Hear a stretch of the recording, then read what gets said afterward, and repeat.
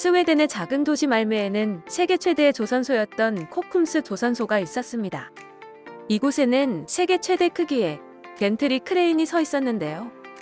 90년대 초 스웨덴 조선업이 하락선을 그리면서 코쿰스 조선소는 문을 닫았지만 거대한 크레인은 말메의 랜드마크 역할을 하며 남아있었죠. 그리고 그 크레인은 지금 한국에 있습니다.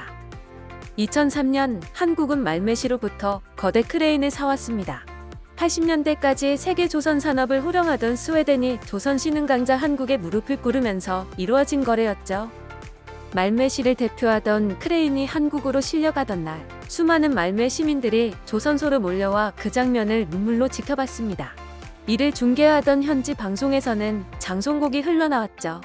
이때 비통한 분위기 때문에 해당 크레인은 말메의 눈물이라는 별칭을 얻었습니다. 그런데 말메 시민들이 눈물로 떠나보낸 크레인의 가격은 단돈 1달러였다는 것이 아이러니입니다. 대신 해체 비용만 200억에 달했는데 모든 금액은 현대중공업이 부담했죠.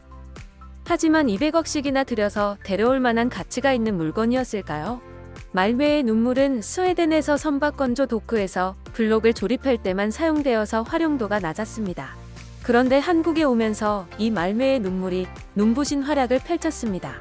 2003년 러시아의 최대 선사인 노보14가 원유 운반선을 긴급 발주하며 막대한 금액을 내걸었을 때 현대중공업이 말메의 눈물을 활용해 맨 땅에서 10만 5천 톤급 원유 운반선을 만들겠다고 호언장담을 했던 것인데요.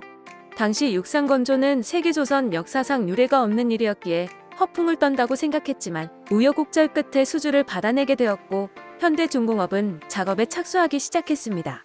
그리고 한국으로와 리뉴얼을 거친 말메의 눈물을 통해 1년여 만에 세계 최초로 육상에서 만든 배를 성공적으로 진수시켜 무사히 러시아로 인도했던 것이죠.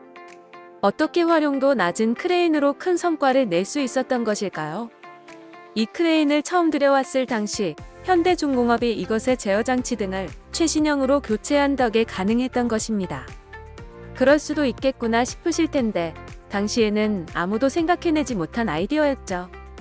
또 1500톤에 이르던 인장 능력은 1600톤으로 업그레이드돼 해양 설비뿐만 아니라 선박 육상 건조에도 눈부신 활약을 펼쳤죠. 특히 LPG전 육상 건조 시 화물창 총조립 탑재 등의 신공법은 전세계 조선업계의 혀를 내두르게 했습니다.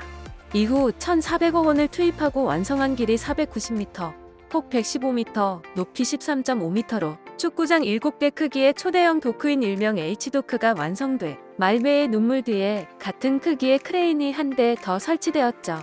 이로써 초대형 선박 및 해양 구조물 건조 작업이 더욱 원활해지고 속도를 내게 되었습니다.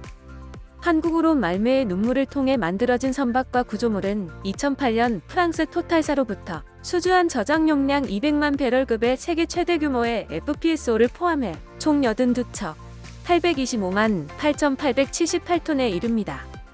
한국 조선업계는 세상에 그 누구도 상상하지 못했던 방법으로 효율을 극대화했는데요. 그렇게 전 세계 1위를 달리다가 잠시 중국의 저가 공세에 주춤했던 적도 있었습니다. 그러나 2022년 현재 한국 조선업계는 또다시 엄청난 호황을 누리고 있습니다. 3월까지의 글로벌 선박 수주에서 세계 발주량의 무려 51%를 차지하며 1위 자리를 지켜낸 것이죠. 1분기 실적은 세계 발주량의 49.7%를 수주하며 1위를 차지했는데요. 중국이 아무리 저가 공세로 들이박아도 싼 게 비지떡이라고 신뢰할 수 있는 한국을 찾는 해외 고객들이 늘어나는 중인가 봅니다.